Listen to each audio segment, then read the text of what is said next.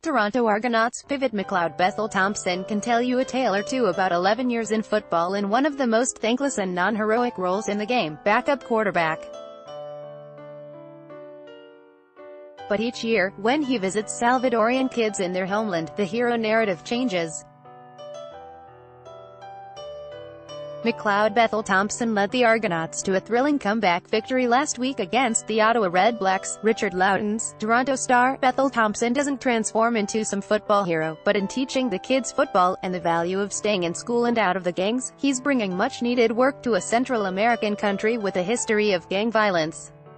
Read more. Argos rally from 24-point deficit to stun Red Blacks. Article continued below. Damien Cox, the Argo bounce just isn't happening at BMO Field. Only way for Johnny Manziel, Montreal Alouettes to go is up. There's a lot of good people under a lot of pressure there every day, Bethel-Thompson said Thursday. Bethel-Thompson, who is one-quarter Salvadorian, works together with his sister, Cassidy, to bring football into the heart of the country where children, and in recent years young women, have been victimized by gang turf wars. According to a Salvadorian Defense Ministry estimate, more than 500,000 of the country's 6.5 million people are involved in gangs. The infamous MS-13 gang, the country's largest, is rivaled by two others, and the result, bloody turf wars, is what is recognized as the world's highest murder rate for people under 19.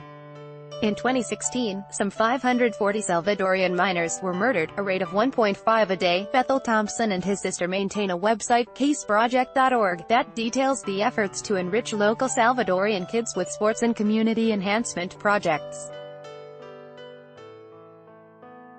For the 30-year-old native of San Francisco, the drive to help Salvadoran youth also allowed him to connect with his grandmother who lives in Los Angeles but keeps close ties to a niece who lives in El Salvador.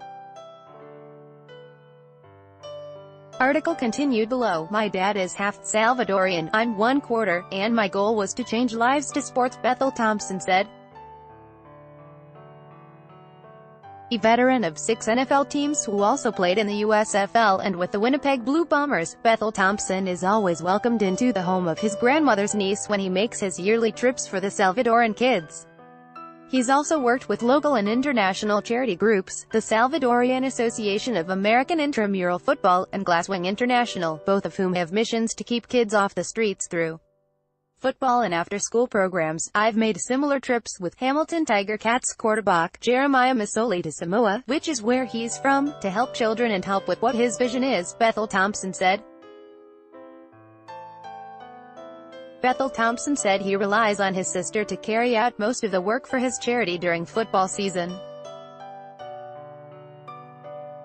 While most of his career has been spent as a backup, he has said he's been cut 11 times from pro football teams. He's assumed the Argos starting job with Ricky Ray injured and the club looking for a spark after it went 1-3 in 4 James Franklin starts.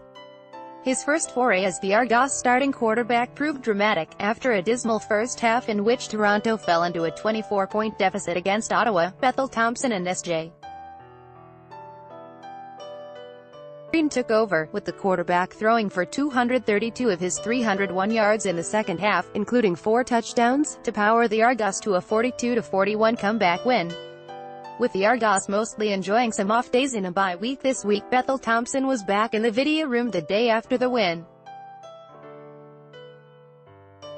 He makes no excuses about the first half and says he needs to work on his reads and footwork to ensure more consistent performances. Let's face it, he hasn't played much football in 11 years, but we were very proud of him to redirect himself at the half and make plays in the second half to win us a football game, Argos coach Mark Trestman said Thursday. Trestman, meanwhile, said that the injured Ray, who suffered a neck injury in the second game of the season, has had his neck brace removed. But while that is good news, there is no timeline for the veteran pivot's return to the active roster. Trestman also said the team had a very difficult time releasing offensive lineman Brandon Washington earlier this week.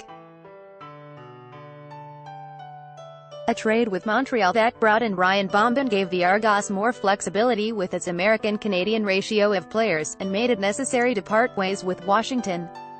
Mark Zwilinski is a sports reporter based in Toronto. Follow him on Twitter, @MarkZwil.